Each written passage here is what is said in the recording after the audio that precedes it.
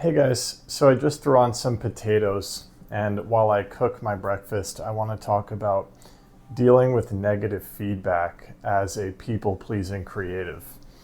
Um, this is such a difficult thing to deal with when you do have people pleasing tendencies, but you also have, great creative ambitions and a lot to say, and you want to put yourself out there and share your message with the world.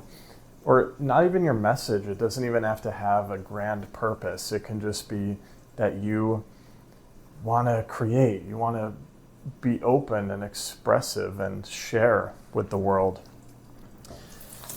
And I'm particularly going to touch on, dealing with negative feedback online, but it's kind of a universal thing that when you put yourself out there into the world, when you express yourself, when you stop conforming so much and letting yourself hide away, when you put yourself out there, you open yourself to the responses of the world, and people are going to say stuff, because if you're putting work out there, people are going to see it and people are going to have a reaction, all sorts of different people.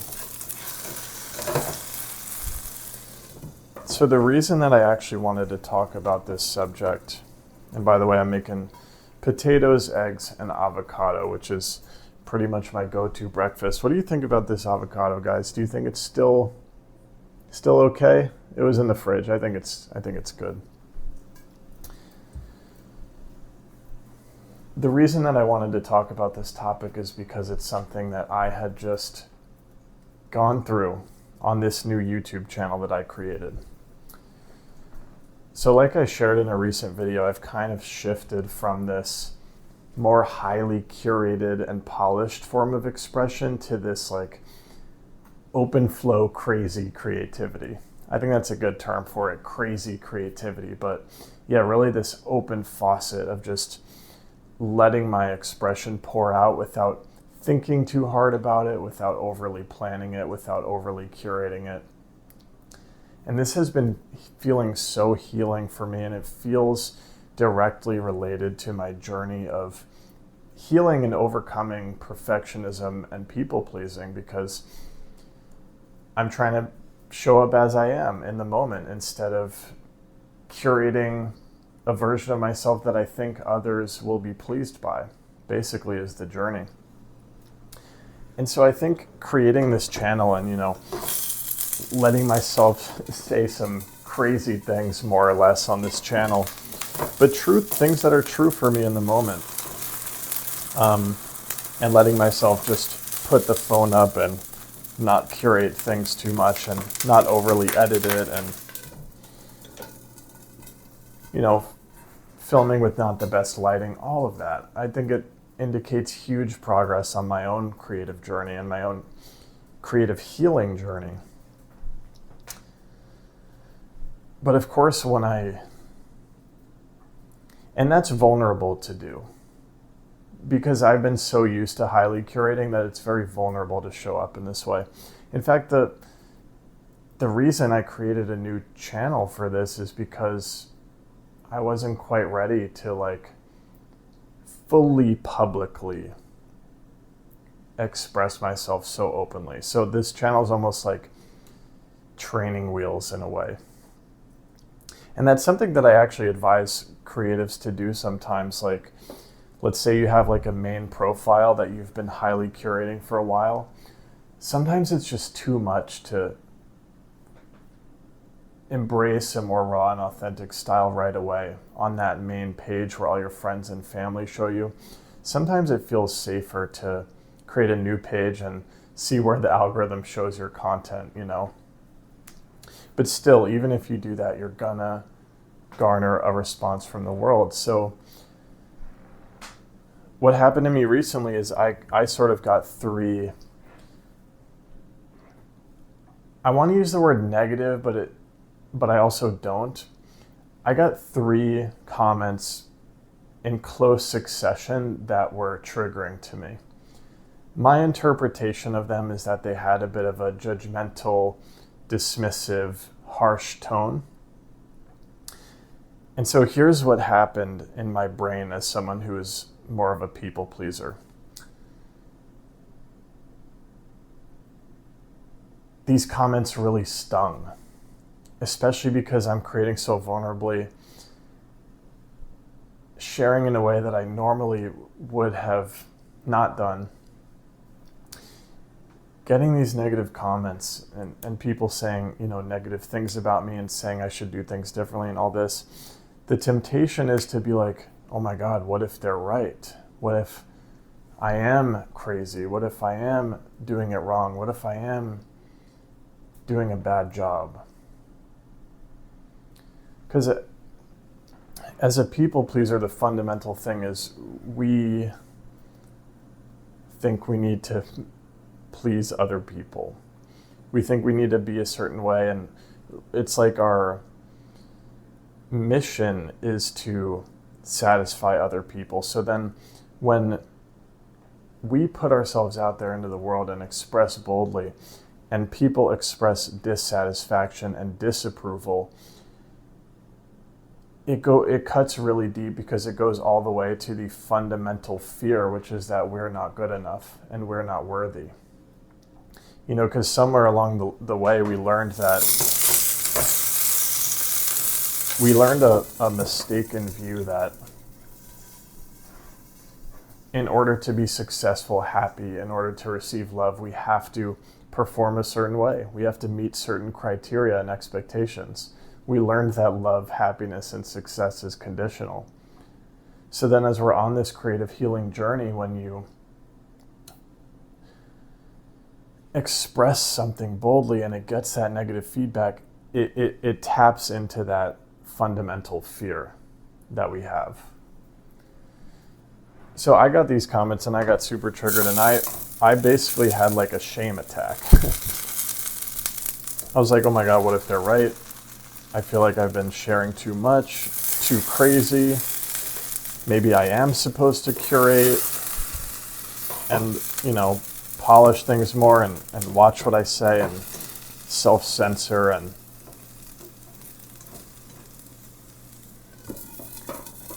all this stuff. And I actually, oh my gosh, I immediately, my reaction was to unlist everything, and I actually did unlist.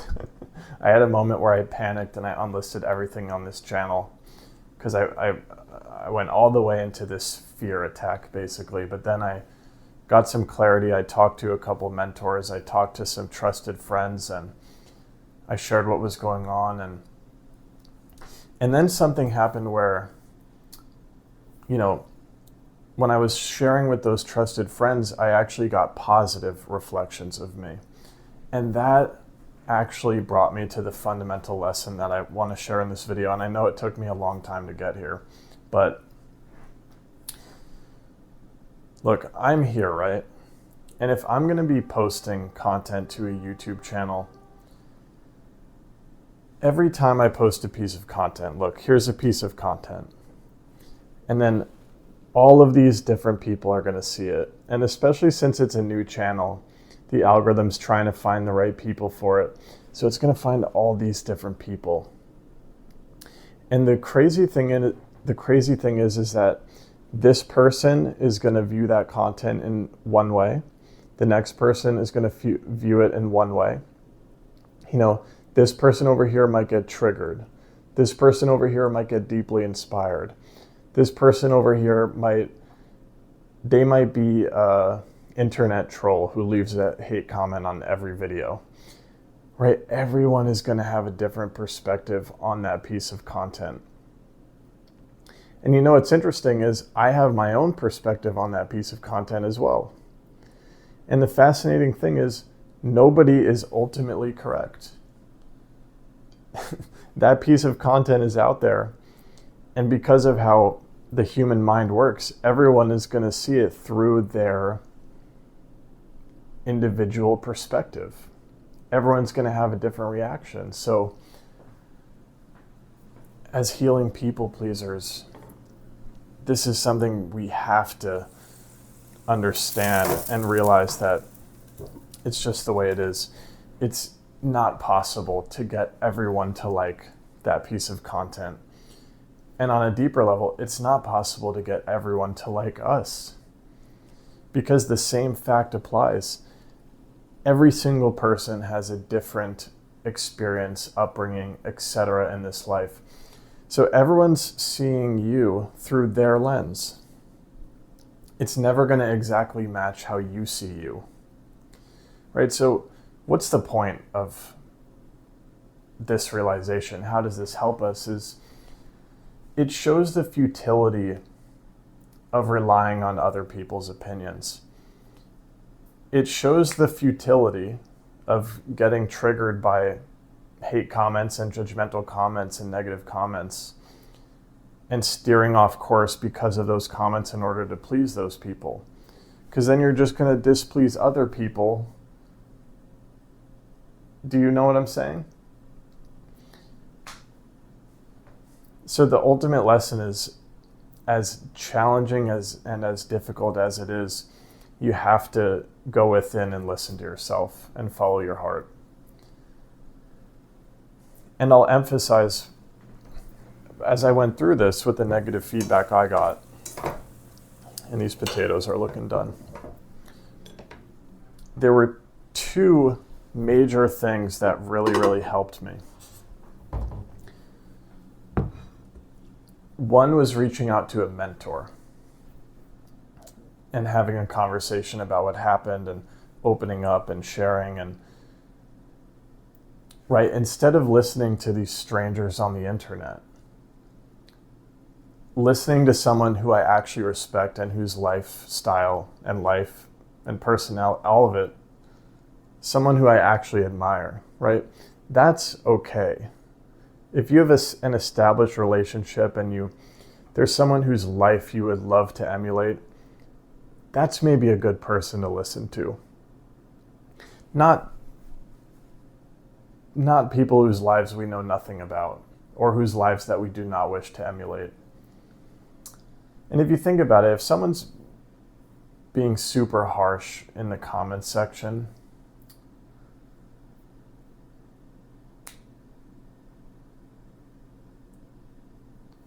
is that a person whose life you want to emulate? Do you want to be a person who's being harsh and judgmental in the comments section? And I want to acknowledge sometimes there can be critical comments that come from a place of really good intention. So I just want to acknowledge that. But yeah, it's good to have mentors where you actually are like, okay, I've sort of vetted this person. I'd like to actually be like them. So I will take their feedback seriously. So speaking to a mentor really helped. And then speaking to a trusted community of like-minded people really helped me as well. I happened to do this on my Patreon community. Actually, I shared what was going on. And I got these really helpful, supportive comments and reflections, and that's when it sort of snapped me back into myself and was so helpful. These two pieces, the mentor and the trusted community. In The Artist Way, Julia Cameron speaks about the importance of having an artist tribe. I believe that's what she calls it. An artist's tribe. A group of other artists, a group of other people who are doing things differently and who are not going to attack you, who are going to support you, A group of other individuals doing something on an unconventional path. So artist tribe, I think spiritual community would be another solid way to frame this. Spiritual community, artist group, trusted friends. Let's say you have dreams to be a creator. And you're scared to do it, but you really have this dream. And you want to open up and express and be bold, start a new project, start a new business, be self-employed, whatever it is. it's not going to be helpful to ask advice for someone who's a corporate ladder person, and that's the whole life they know. Because then again, you're asking someone for advice whose life you do not wish to emulate. No, you're going to want to ask advice to other artists, creatives, entrepreneurs, because their lives you want to emulate, right? So it's so tempting as a people pleaser because we've removed our intrinsic trust in ourselves and we've outsourced it to others. So we're always trying to look around for approval elsewhere, for other people to tell us we're doing a good job. And then there's this horrible tendency to ask the completely wrong people. No, we got to ask the right people. The people we trust, the people whose lifestyles we would like to approach ourselves. Got my eggs going here.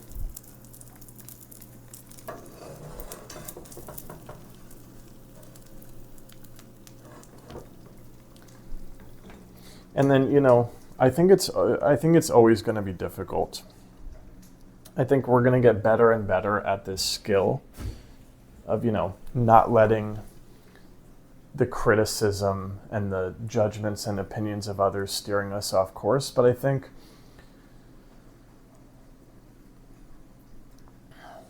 think it's going to be a journey, and I think we just got to keep going and lean on each other and push forward.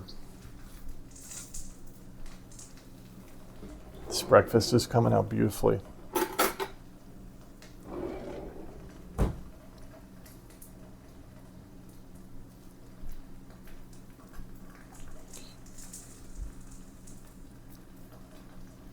And another thing I want to say is because when I had this experience recently, I actually went and I unlisted all my videos. I gave into my fear for a bit, and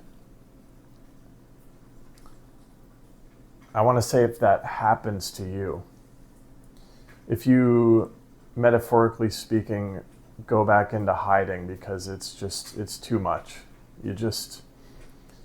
It's too much. And you need to take a step back, it's okay.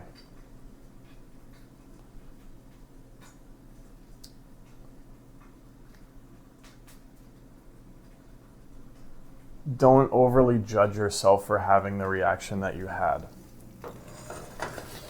Because you can always find clarity again.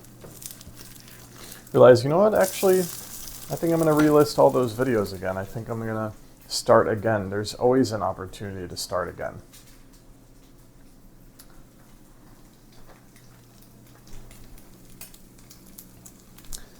And I kind of have nothing to say, but nothing left to say, but I also think it would be cool to show you guys the meal once it's finished. So maybe I'll just say nothing and just finish cooking.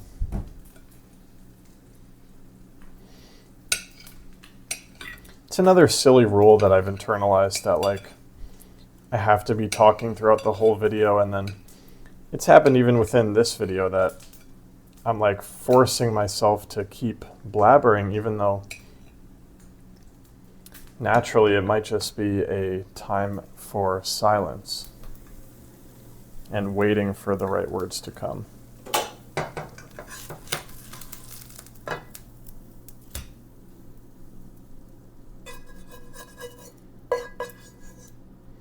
So yeah, creative healing, guys. Creative healing. What a freaking journey. What an absolute journey.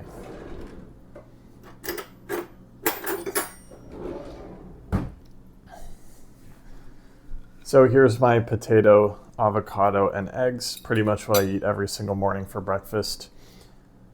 I hope you found this interesting, and I'll see you next time. Cheers.